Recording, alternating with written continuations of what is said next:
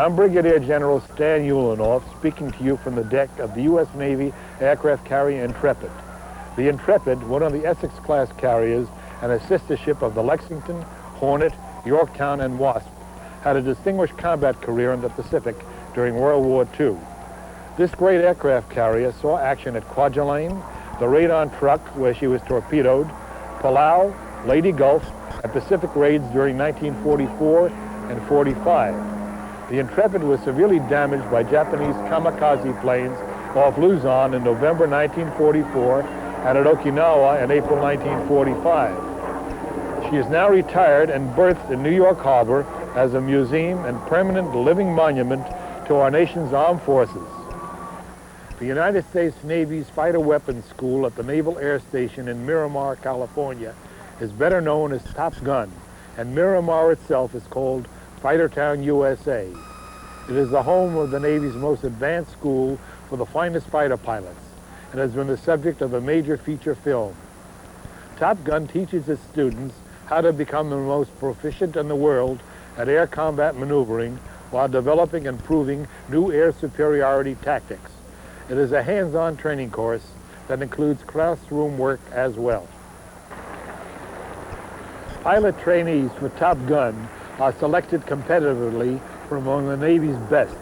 They take the lessons they have learned in class into the air. Top Gunners fly in simulated combat against each other and against the highly skilled Navy Aggressor Squadron, also based at Miramar. VF-126, the Navy's adversary squadron, is made up of elite fighter pilots trained in the combat flying tactics that are used by the Soviet Air Force. They fly the F-16 Fighting Falcon, manufactured by General Dynamics. They fly at a speed greater than Mach 2 and reach an altitude above 50,000 feet. Although F-16s are not part of the Navy's tactical or fleet fighter force, they are the same top-of-the-line multi-role combat planes flown by the U.S. Air Force and the air forces of many allied and friendly nations. The other adversary fighter is the Israeli-built and designed F-21 Kafir or Lion Cub, a combat veteran of the Israeli Air Force. Both aircraft have flying characteristics and capabilities that closely resemble those of the Russian MiG and Sukhoi fighters. The Kafirs and Fighting Falcons are painted in Soviet camouflage colors and patterns and carry red Cyrillic numbers.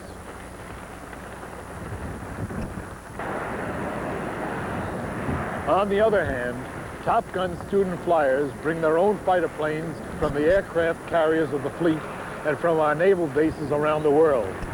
These are generally the Navy's first-line combat planes. The F-14 Tomcat, a twin-jet engine, twin-rudder, two-seater fighter. The same great fighter plane that was featured in the movie Top Gun. The Tomcat is one of a long, proud line of Grumman Navy fighters, starting in April 1931 with the FF-1, then the great World War II Wildcats and Hellcats, the Korean War Panther and Tiger Cats, to today's Tomcat, which also saw combat action against Soviet-built Libyan Su-22 fighters over the Gulf of Sidra, and again in 1986 against Libyan terrorist targets. The Grumman F-14 Tomcat is the premier all-weather day-night fleet air defense fighter in the world. It is a variable sweep-wing supersonic fighter with a speed exceeding Mach 2 or 2 times the speed of sound. In combat, it is armed with 14 air-to-air missiles, including 6 Phoenix, 4 Sparrow, and 4 Sidewinder missiles, plus a 20mm Vulcan cannon. The F-14's advanced AWG-9 weapons control system is capable of controlling the 6 Phoenix launchers while simultaneously tracking 24 targets. And the F-14A Tomcat is being replaced by an even more potent model. The videotape you're about to see takes you into the actual Top Gun course at Miramar and gives you a real intimate close-up look at the U.S. Navy's great carrier-borne fighter, the Grumman F-14 Tomcat.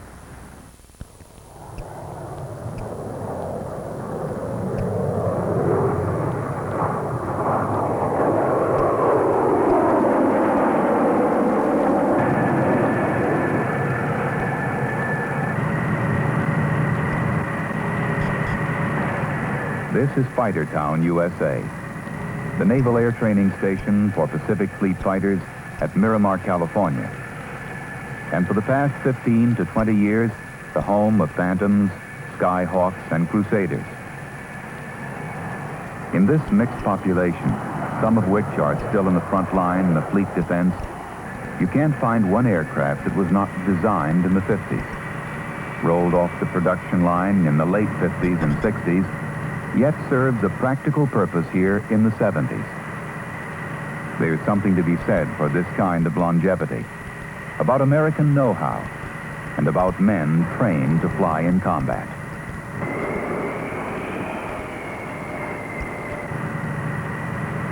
Exposed to the realities of air warfare in Vietnam, many of these men are professional sticks with experience that comes only in a shooting war.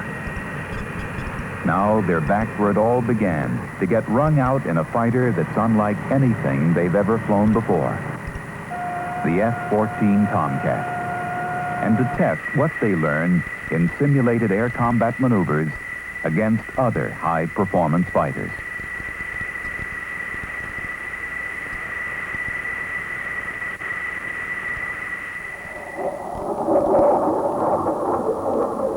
Responding directly to combat lessons learned in Southeast Asia, the F-14 was designed to counter the growing threat of improved enemy aircraft and missiles launched from sea and air. It combines long-range fleet defense with the close-in maneuverability of dogfighting, without compromising basic mission performance. The average pilot weaned on F-4s and F-5s is not easily convinced, however, that the F-14 can really do all that the tactics syllabus says. It takes a building of confidence in the overall performance of the F-14 and the pilot's ability to handle it. To begin with, there's getting used to a cockpit with lots of elbow room for a change.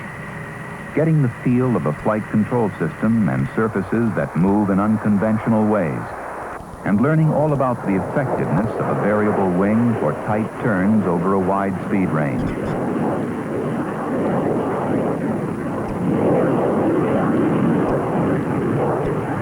Added to this is the AUG-9 weapon control system, with long-range radar for early target detection, acquisition, and tracking beyond 100 miles, allowing the F-14 pilot to get the jump on the other guy, or to avoid engagement. The choice is his. A multiple weapon system includes 6 Phoenix missiles, which can be launched simultaneously at targets more than 50 miles away. Then there's working as a two-man crew, dividing responsibilities that range from visual tracking and navigation to kill assessment in a tough ECM environment, with a computer to help the NFO process over 20 targets at the same time.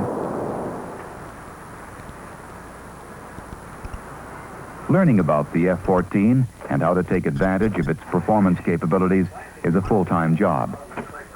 Every working day, a routine of briefings and flying and debriefings. Beginnings before dawn and endings just short of midnight blur one day into the next. Soon enough, it's time to fight. Pilots new to the F-14 against tough gunfighters flying F-4s, A-4s, and T-38s. With the exception of the F-4, these are short-legged defensive fighters. yet all have a key place in the training environment because of their maneuvering capabilities. Many, like the Mongoose and F-5, have been souped up to closely simulate the performance of defensive enemy-type fighters. That the F-14 can outmaneuver and destroy any of these fighters is certain enough. But the pilot has to find out for himself, and dogfighting is one way to do it. Although only part of the F-14's overall capability, it's a good measure of the aircraft's performance under one of the most demanding fighting conditions a pilot is likely to face. The F-14 versus the T-38 is a lesson in defensive maneuvering. The T-38 being one of the tightest turning aircraft in the inventory.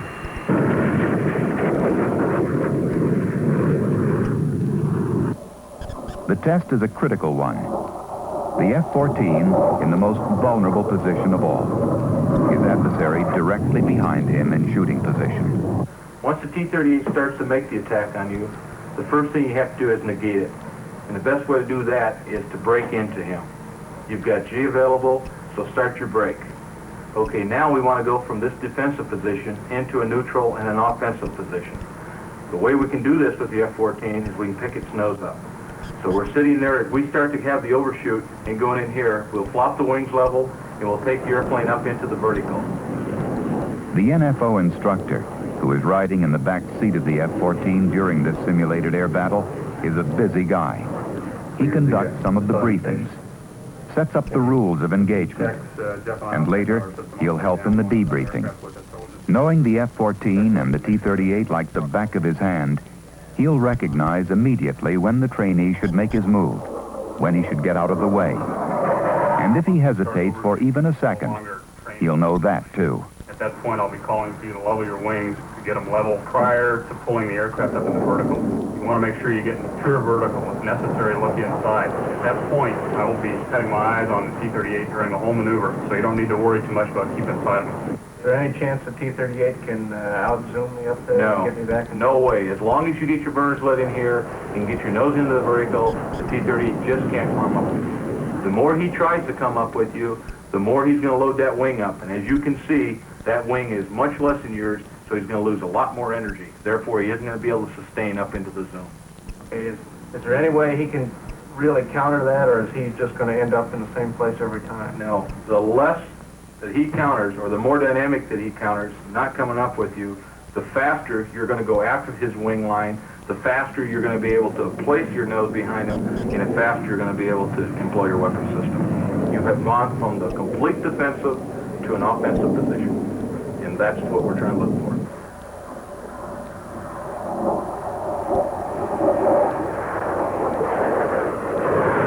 From the classroom to the real world of air combat maneuvering, and back to the classroom, where the instructor who flew the T-38 conducts the debriefing. I was sitting there at 15,000 feet, and you were coming around about 1,000 feet lower than that on my port side.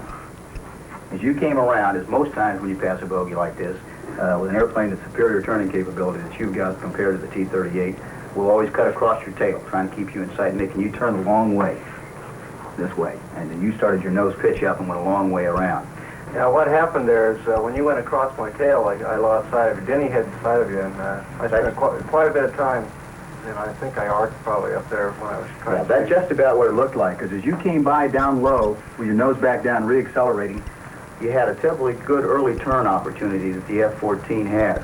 If you had the opportunity to pick me up immediately out of that turn, you could gain a lot of angle. I was spending maybe too much time looking for you and not enough time driving the airplane. That's a possibility. You can definitely see the responsibility changes here as you pass. Communicate in the cockpit and let Denny pick up the padlock for you as you come back over the top until you can get your head spun around and get back inside of that bogey as it comes down low.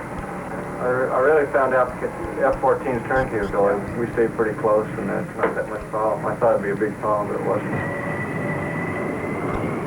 Encouraged by their success against the nimble T-38, F-14 flight crews are no less attentive in preparing for their next battle against the A-4, another good-turning, low-wing loaded fighter.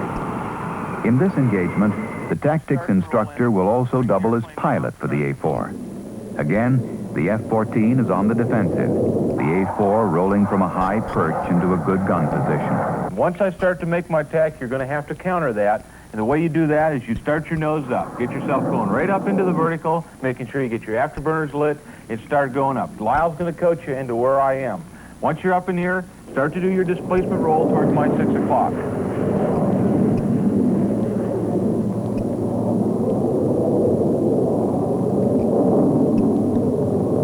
You're going to be sitting in there in a position like this. So then what I'll have to do is I'll have to counter that. Making sure you get your burners out right up in here. Now, once you have those out, start your attack. Try to make a kill on me. Once that I'm sitting there, I'll have to counter that. I'll have to bring the nose up, get up in there. Once you see that you can't make the attack, bring yourself right up into the vertical again, and then this is where you're going to really make your money.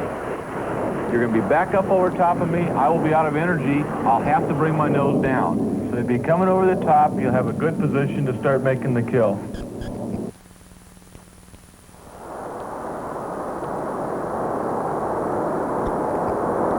After the engagement, both crews return to the base for debriefing. At this stage, debriefing is often a matter of reminding F-14 pilots of the extended capabilities of their aircraft, to instill more confidence that you can push it beyond the limits of other fighters, and that it will respond. The first thing I saw is as we started the maneuver, I came up over the top of you like this. I really was impressed with the way that you brought your nose up. It really surprised me. I didn't think you could get that kind of pitch right out of the airplane. Oh boy, you really bet. Surprised me right You there. bet. You can get yourself right up over the top of that guy. Once you're up in here, now you're in a position where I'm starting downhill. You can start to attack. And then I started to come back on up in there. You saw that. You came off in a nice little lag position like that. I kind of felt you may have had a little coaching from the back seat or something there. Yeah, I could feel it coming off. I saw you in a position where I said, well, I could almost maybe try to reverse, but no, I could see you started back on up, and then it's just straight stand by to look in my mirrors. I had you picked up, you came right back down into the gun kill, and that's the name of the game. I felt like the trouble, if I had the troubles, was early in the hop where I was getting a little bit greedy, putting the nose on you when I was still defensive. You end up getting here where you get your burners lit, and I think everybody gets so darn awed with the way this thing will start soaring that they don't get them out by the time they're starting to come back down, and it causes you to start to do your overshoot. Is that the way you saw it, Hope? Our only real problem, I thought, Keith, was after we came out to the outside, Mahler started his nose up, and we got on our back up here on top, still in zone 5. I thought had you gotten the power off a little bit sooner, we wouldn't have picked up so many knots coming back downhill. Well, this goes back to just what Mahler said in the brief. I didn't come out of zone 5, come over the top. Consequently, I got fast because I'm not realizing how fast this airplane accelerates. That's exactly what we're talking about. You handle everything right up through here. You're getting up on top, just like we're looking for. Back over the top of there. But right in here, you just got to believe it. You got to. 2 down and 1 to go. Opposition for the F-14 today is the F-4 Phantom. Both are high-thrust-to-weight fighters. Both have a 2-man crew. Unlike the F-14, however, the Phantom has to fight at high speed to be effective, and thus is vulnerable to the tight-turning Tomcat. Both will use radar to find one another, then engage, starting from neutral, head-on. The F-14 is the aggressor. Now we sit there and start up into the vertical. Now he's going to make damn sure he's going to come up here with you. If he just sits there, rolls his wings down, and starts running on you or anything like that, straight lateral little turn, go on down and chase him. You'll have the energy to go after him, you'll be ready to go. If he picks his nose up, start smiling. You've got a good day ahead of you. How much of its maneuvering potential the pilot extracts from his F-14 will determine his success in this engagement. The trick is to keep his head out of the cockpit, to reduce his reaction time, to fly the airplane instead of watching over it, to spend less time with the machine, more time with the fight outside. You can be sure the instructor pilot in the F-4 knows what his adversary can do and how he's likely to do it.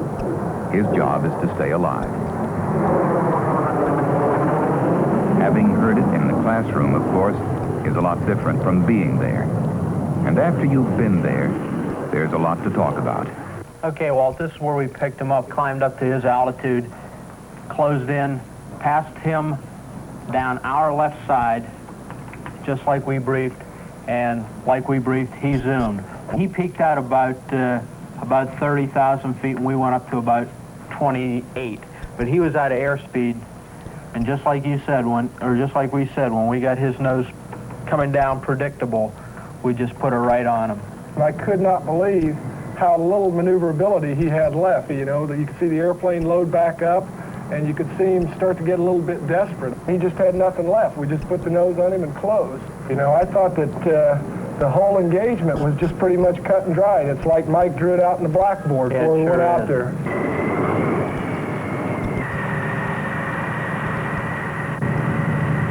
Pilots and Navy flight officers continue to cycle through Fightertown to get their hands on the F-14 and to put it to the test against the more familiar Mongoose, F-5E, and F-4. And they're impressed. We can take more of the classical maneuvers and use them to our advantage. But that, to me, is the biggest thing. In the F-4, there are only one or two ways to win a fight. And if you don't do those one or two ways right and perfect, then you're going to lose. It's not a magic airplane. If you give any plumber and say go out there and pull the thing around, it'll do what it needs to do. It just does things better. You make up for a lot of mistakes and still survive or still get the shot. I've been in several fights, 1-on-2, where the pilot is called sparrow shots, and I've never looked in the cockpit. Never looked in the cockpit. I just said BSL, and he's got a lock, and he's called a shot because he's got all the information he needs when he ends up display. Visibility is unbelievably important, and I think in this airplane, you can see people stay alive. The F-14 just makes it easier, makes it possible to have more good fighter pilots just because the airplane performs so well. It's really amazing that we can just go out there and just take that airplane and say, we're going to do this to you, and go out and do it to you.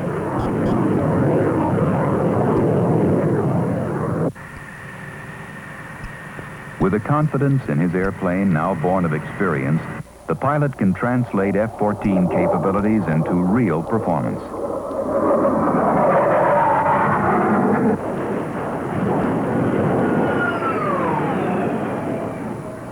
High thrust to weight and effective wing loading means the ability to stand the F-14 on its tail and, in one move, get into a 6 o'clock position.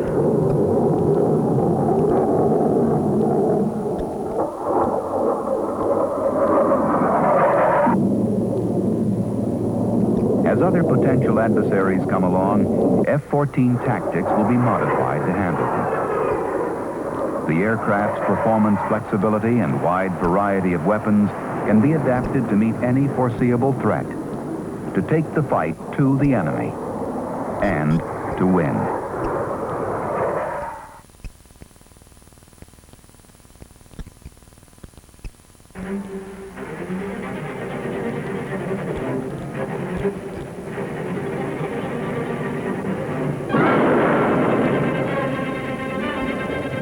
We're talking about a wide variety of threats.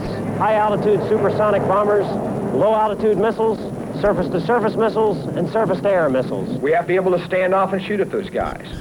We have to be able to get in and protect that strike group. It takes a big airplane, it takes a big missile, it takes a lot of range. It takes these things in order to handle the problem. We know some airplanes, if they're going fast, they're not going to be able to turn with you real fast. If they're going slow, we know that they can turn, but they can't accelerate. There is no room for error. The decisions must be made now, and they must be made correctly. Otherwise, you miss the target, and you lose the war.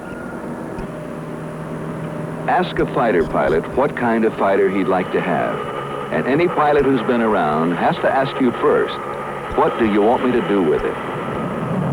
Because if you want him to tangle with some guys at 40,000 feet over the airfield, that's one kind of airplane. If you tell him the enemy is 400 or 500 miles away and he has to go through AAA or SAM fire to get at him, that's another kind. If you want him to handle a Mach 3 overflight at 80,000 feet or defend against a coordinated attack by enemy bombers, electronic jammers, and cruise missiles, that's a different system again. The problem is, we don't have the luxury of an airplane for this and an airplane for that. And even if we did, what are the odds of getting the right airplane to the right place at the right time? So the need is for an aircraft that can fulfill many roles, that can meet the threat as it is, and is projected for the future. An interceptor compatible with command and control systems, but also able to go it alone, and capable of long-range detection, tracking, and multiple target intercept. There's just one airplane that can do that kind of job, without exception.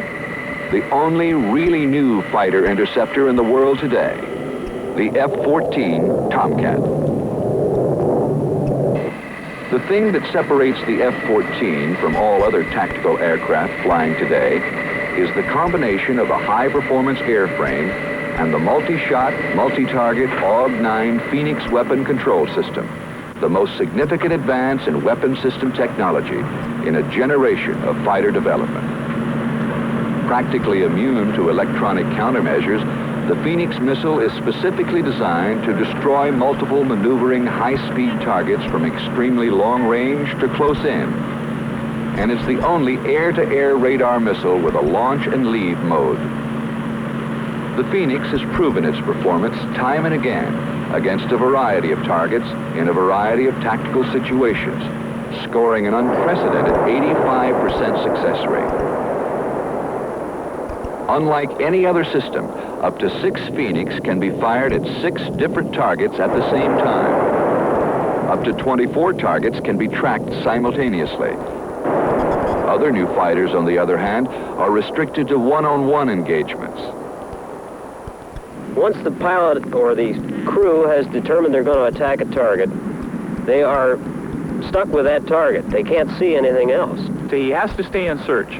He's back to a manual system, the same thing that the F-4 came out with 15 years ago. This is the only system we've got going where you can attack a target and not have to devote your full attention to that target for the full time of flight of the missile, whatever you're firing. We can prepare ourselves to take on the rest of the threat. It's one-of-a-kind thing. No matter how sophisticated, no weapon system can get the job done unless you have time to deploy it. And this means early detection. A high-powered radar and extremely fast digital computer provide the F-14 with almost 3 times the detection volume of current fighters, at 30 to 50% greater range. But this is no numbers game. Extended range means more time to respond, up to 2 extra minutes for a Phoenix to intercept a Mach 2 threat. The difference, perhaps, between winning and losing.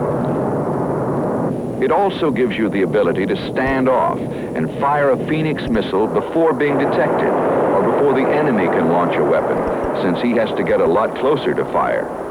Because we get to see him first, we're going to get a cut right there. We're going to get the edge right there. Here we are standing off, having the standoff capability to fire and attack a target when we have come nowhere close to him being able to do that to us. Okay, what happens then? Your survivability goes up tremendously. You take one aircraft, and he can do the job of 5, 6, 7, 8, a dozen aircraft. Let's face it, if you can get a guy at 100 to 150 miles, that's where you want to get him. You don't want to wait till you have to get him in close.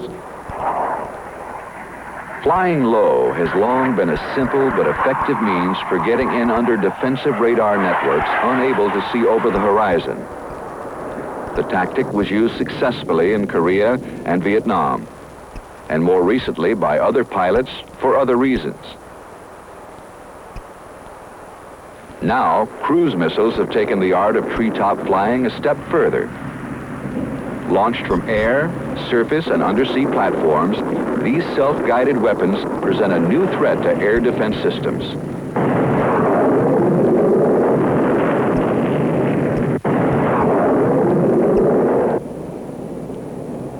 Within the state-of-the-art, only long-range airborne radar can pick up the low flyer in time to protect land targets and surface traffic. And only the F-14 has the system to carry out an intercept.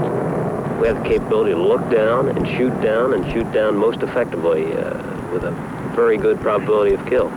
It goes past that because it gives you the capability to stay at high altitudes, and if you can stay up there, you not only then have the capability of attacking the low guy, now I also have the capability of going after the high guy. And that's the other side of the coin.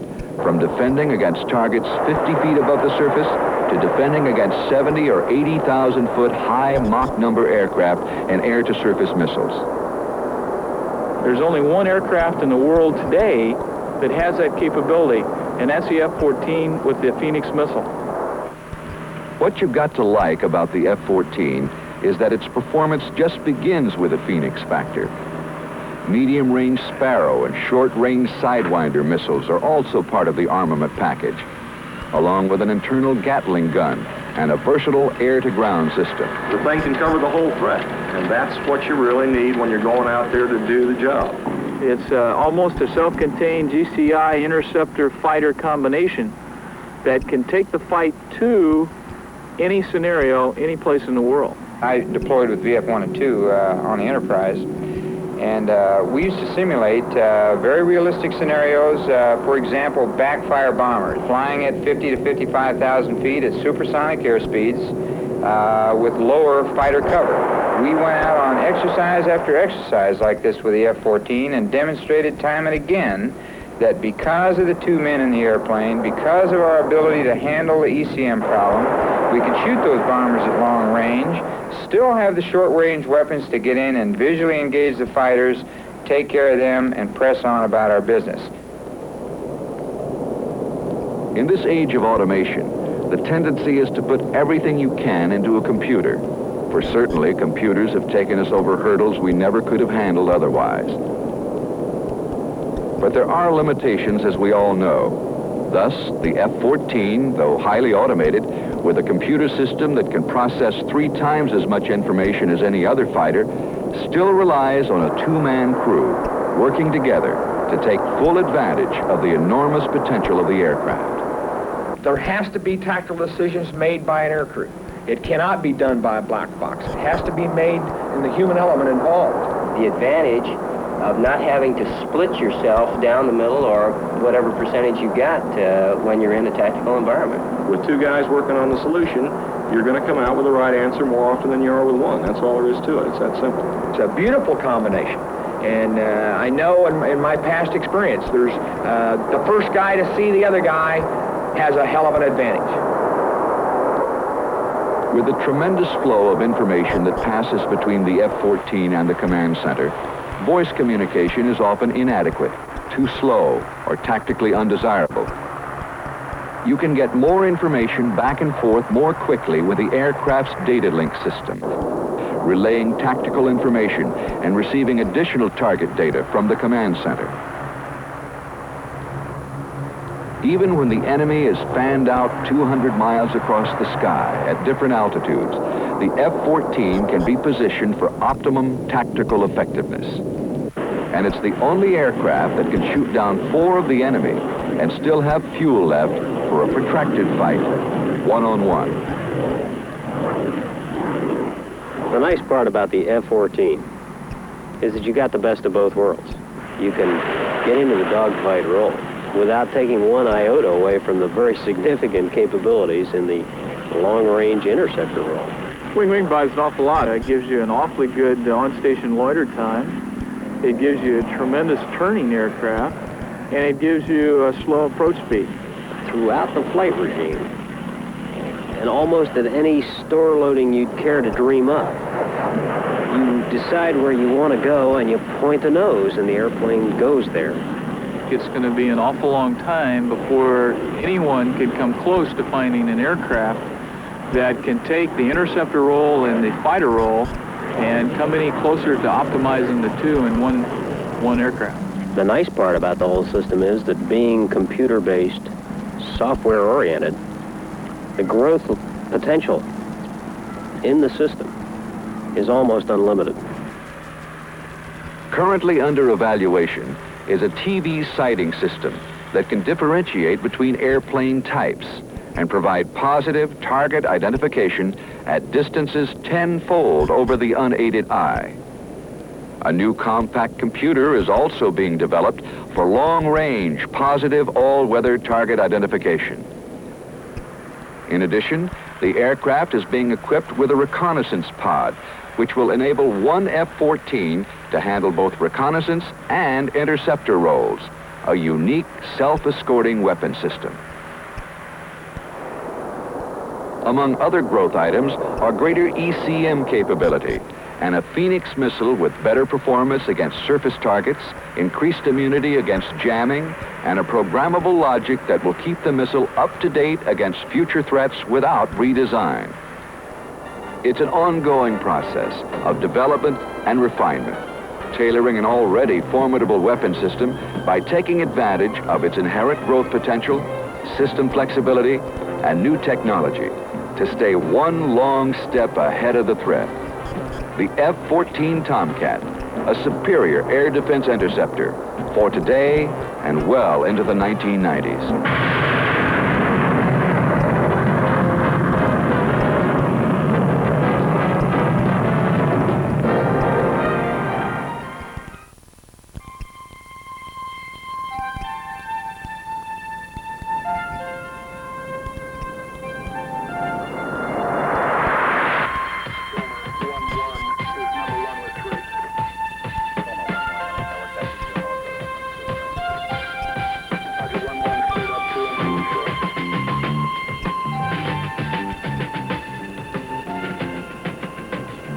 After 2 years of joint military and DoD planning, an evaluation of new short-range air intercept missile concepts, including the all-aspect IR missile and air combat maneuvering tactics, was conducted at Nellis Air Force Base, Nevada.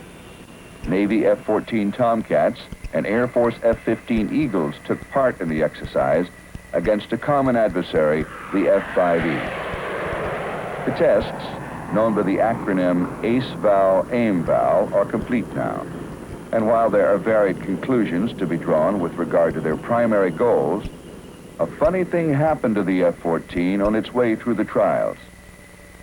Designed at another time for another mission, the swing-wing, long-range interceptor more than held its own in the close-in 30-mile air combat arena at Nellis, excelled in several key performance areas, and in terms of operational readiness, proved to be a very maintainable aircraft. Tactically, the word is out. The best way for fighter aircraft to deal with a lethal all-aspect missile is its standoff distances, long-range identification, and long-range kill with launch and leave missiles. That's what it's going to take to be prepared for the future. Because the new infrared missiles can be fired head-on, or even at an angle to the target, maneuvering is less important, and getting behind the other guy is no longer an essential ingredient for successful air combat. It's a situation that, for the first time, will radically change the course of aerial tactics. We have always approached the killing of another aircraft in the same way. We've had to identify it visually, and then we had to maneuver with it, and finally, at about 95% of the cases, you end up in a 15 or 20 degree cone behind the guy, firing whatever kind of a weapons that you have at him from the rear. Now, the new all-aspect missile gives you the capability to fire at somebody head-on, and that's very, very important because it extends the weapon system effectiveness area. It sets up a requirement for you to identify early and to fire early. What you've got to do now is quit thinking about 1,100 feet and a gun kill or an AIM-9 kill and start thinking in terms of getting a kill at 50 miles, something that's certainly outside of his weapon system capability. ACE-VAL-AIM-VAL took advantage of recently developed, highly sophisticated computer technology which enables fighter pilots of supersonic aircraft to fly realistic missions in a simulated combat environment. He's coming back in now, 26,240, 18 dog. Okay, fine. Now, Falconeers is still running. Even missile launches and gunfire can be simulated, and their flight paths tracked from release to impact. All the action at the range is monitored by a network of unmanned solar-powered tracking stations, which are fed by airborne instrumentation pods attached to the aircraft. With the same captive carriage characteristics of a Sidewinder, this missile carries no warhead. It's a self-contained electronic system that continuously measures and transmits position, velocity, and weapons data to the ACMI control center, where it's displayed in real time from just about any angle or point of view. Hundreds of thousands of data bits can be handled within the system every second, and it's all available for instant recall, evaluation, briefing, and debriefing. An intensive training experience that greatly accelerated the learning curve in combat tactics. We explored all the little corners of tactics that we hadn't really looked at before, and we could do it on an almost hour-by-hour basis. You could sit down right as you're debriefing the particular hop you've just been blown away on and figure out a way to go out and counter that. Fighter crews at the Nellis evaluations were all expert sticks and tacticians, some with combat experience in Vietnam, some out of Top Gun. The Blue Force was comprised of Air Force and Navy crews who flew the F-15s and F-14s respectively. The Aggressor Red Force flew the F-5E, an agile fighter similar in size and performance to the MiG-21.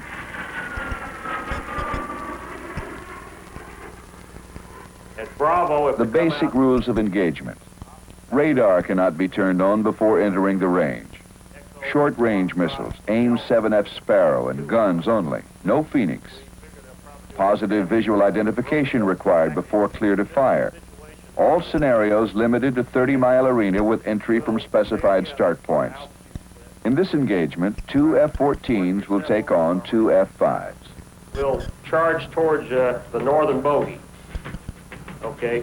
And GC will give us the altitude and so on. I'm going to remain about 22,000. I'll try to lock this guy up. You press, go ahead and turn in on this guy, try to blow him away, and I'll chase the guy that's dragging back toward the rope as this guy tries to hook me. You ought to be able to get him before he gets me. All right. Go with today. Brace for the kill bump. Right. Inflate. Wouldn't inflate. Blue sky. You're not shut. Maybe jump Kennedy light? Nope.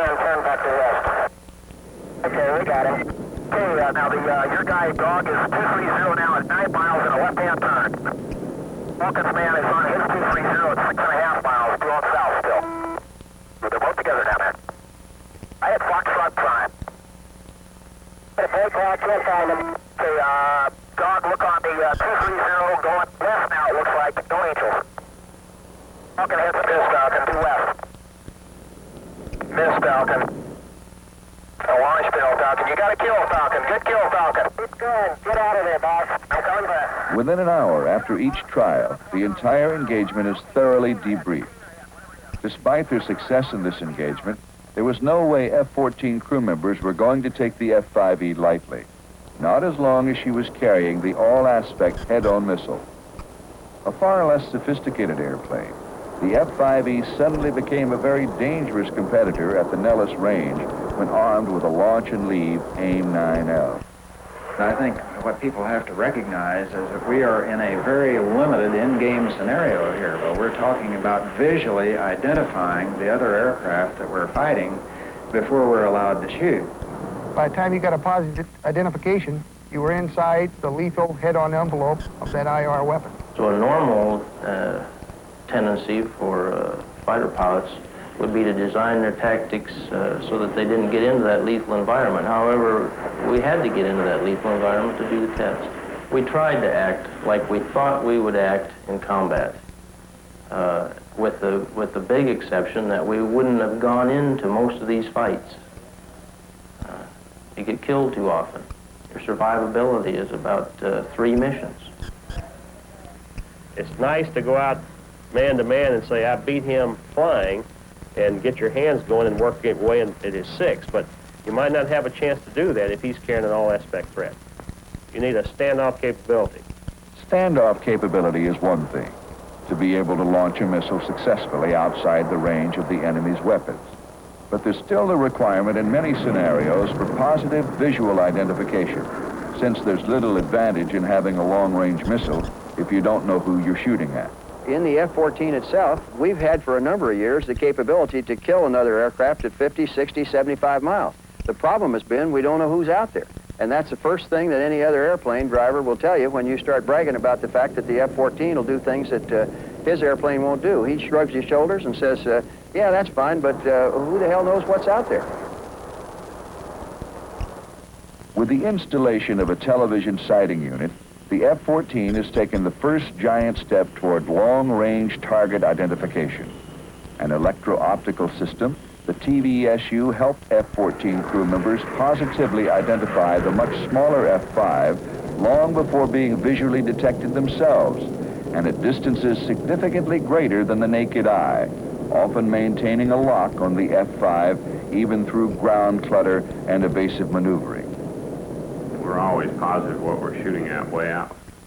And in fact, during the program, in order to keep us honest, the people running the test at various times ran intruder aircraft through, flying the same type of tactics that the F-5s would, trying to confuse us, just making sure we're playing the game straight. And TVSU worked for us every time. You can also tell a lot about what the opponent's doing. And that's important to know exactly when he turns into you, for example, if he's running away. And you can't always pick that up just by watching a V sub C on the HUD. You can visually track one target and radar track another target simultaneously.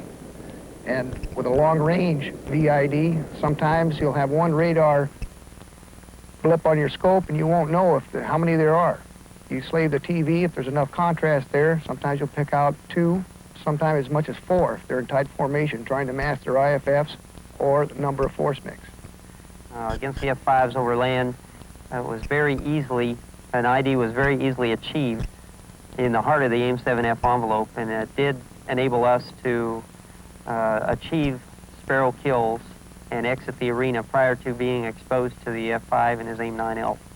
And consequently, they're in the Sparrow envelope before they even have a tally-ho.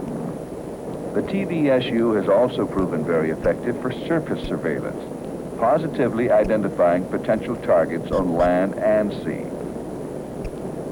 To take full advantage of the TVSU, however, F-14 pilots at Nellis could have used a launch and leave missile if the rules had permitted. Fire and turn away while the weapon continues to the target on its own. Hanging around to see the weapon home got to be very risky. The F-14 with the TVSU would pick up the F-5, fire a missile at him, and it would look as though he had the kill in the bag. But because you had to track the AIM-7 and it was not launch and leave, the 2 aircraft continued to close until the F-5 could see the F-14. At that stage of the game, he fired an AIM-9L that is launch and leave. And even though he's destroyed himself, the missile goes on and takes the F-14 with him, and you end up with a 1-to-1 kill. And we just can't do that. We know from the way Russia is producing aircraft that wherever we go and under whatever circumstances we fight them, we know we're going to be outnumbered. And for that reason, we've got to have better quality. If the AIM-7 had been a launch and leave missile, or if he could have been able to fire his AIM-54 Phoenix missile, which is launch and leave, the situation would have been entirely different. Technology will soon catch up with the advanced F-14 weapon control system.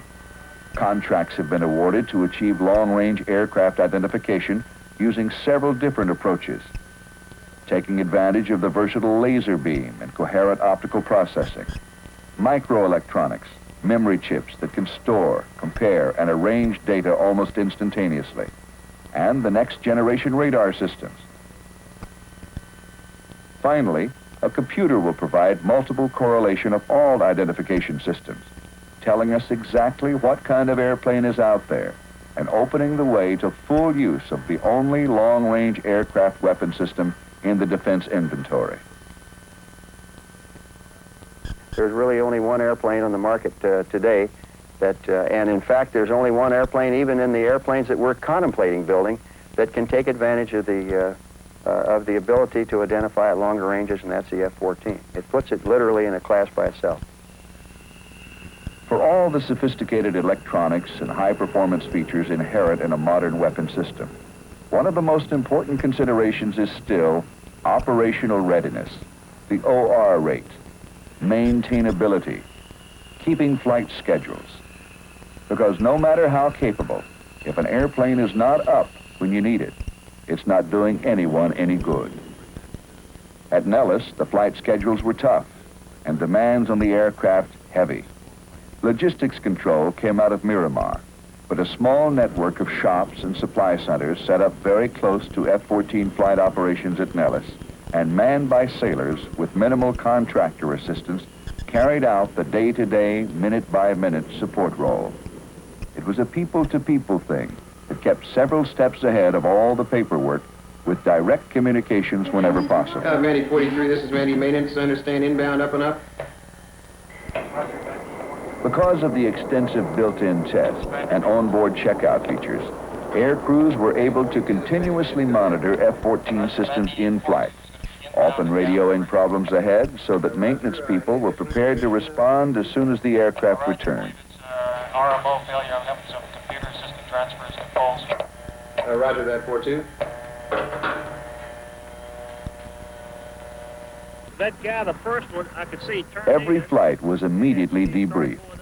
Every gripe discussed, face to face. The result? The F-14 demonstrated exceptional maintainability, day in and day out, with an operational ready rate as high as 95% some months, better even than the veteran F-5. Initialization, bro. Yeah. We've flown approximately 1,400 sorties without a maintenance aboard.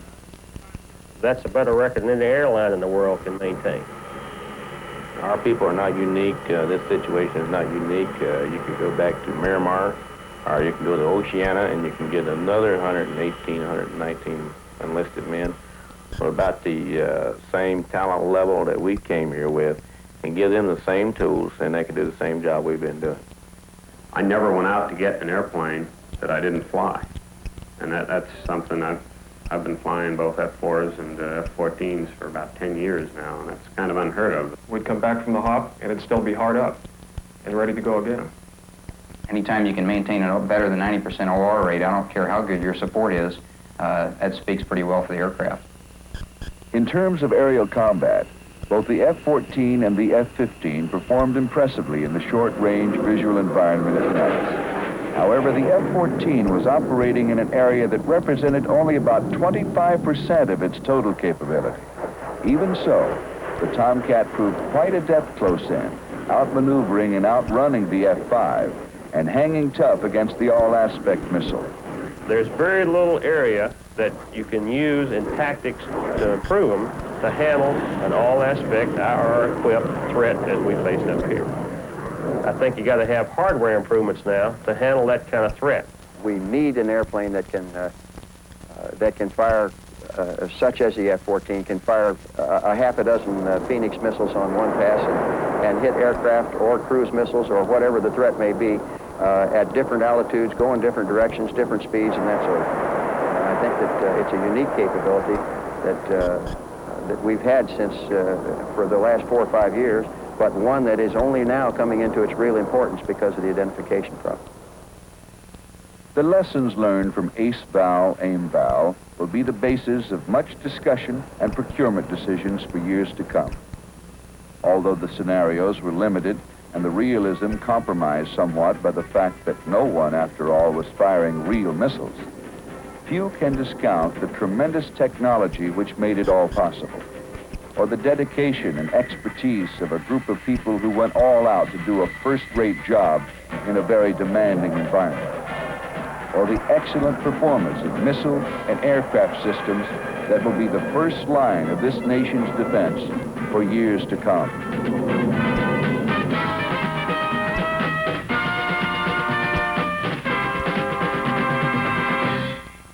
We hope that you've enjoyed this Good Times home video presentation of Top Gun and the F-14. Watch for our other exciting military videos at your favorite store.